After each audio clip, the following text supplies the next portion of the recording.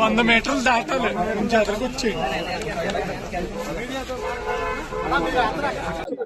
Telugu Desam party జిల్లా అధ్యక్షులు MLA Ramaraju గారితో అలాగే భారతీయ జనతా పార్టీ ఎంపీ అభ్యర్థి శ్రీనివాస వర్మ గారు, ముత్యాల రత్నం గారు, జనసేన ఉండి ఇన్ఛార్జ్ జుత్తిగా నాగరాజు గారు, ఎమ్మెల్సీ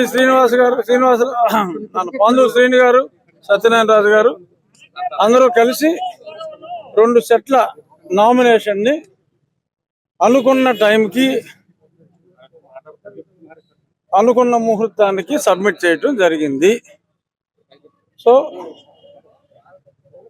అద్భుతమైన విజయాన్ని అందించాలని చెప్పి మీడియా ద్వారా కోరుకుంటున్నాం. చాలా మంది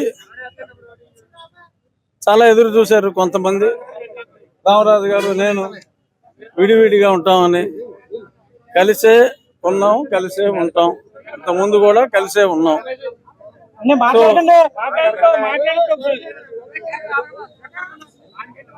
కష్టపడి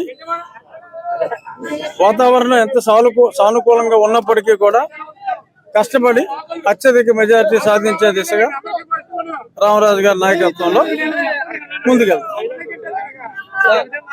ఇప్పుడు మొన్న పివిఎల్ గారు ఇక్కడ నామినేషన్ వేస్తే పంచుకోట బద్దలు కొడతారని విలేకరులు అడిగిన ప్రశ్నకి ఆల్రెడీ 3 వ్యక్తులు వచ్చి వాళ్ళ కోట వాళ్ళే పగలగొట్టేసుకున్నారు, ఇంకా మేము పగలగొట్టేది ఏముంది, మాదే గెలుపు అని చెప్పేసి ఆయన మొన్న ప్రెస్ మీట్ లో చెప్పారు. సో ఇప్పుడు ఆయన ఓటమి అంగీకరించినట్టే కదా, కోట బదలగొట్టలేదు కదా. మా కోట చెక్కు చెదరదు, మా స్నేహం చెక్కు చెదరదు.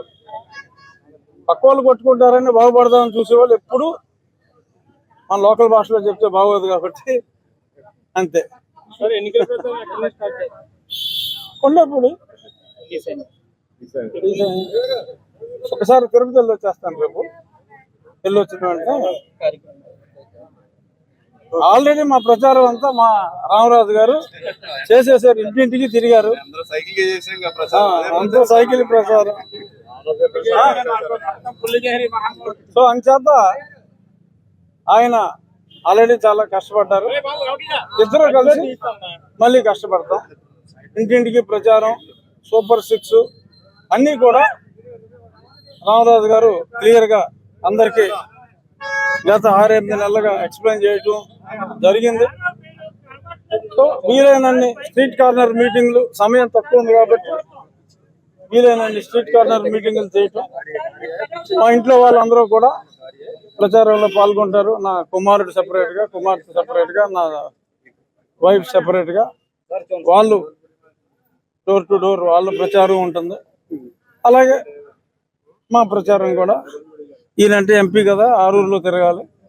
సో ఇక్కడ ఉన్నప్పుడు ఈయన ఇక్కడ వచ్చాడు. మా ప్రచారం స్పీడ్ గా.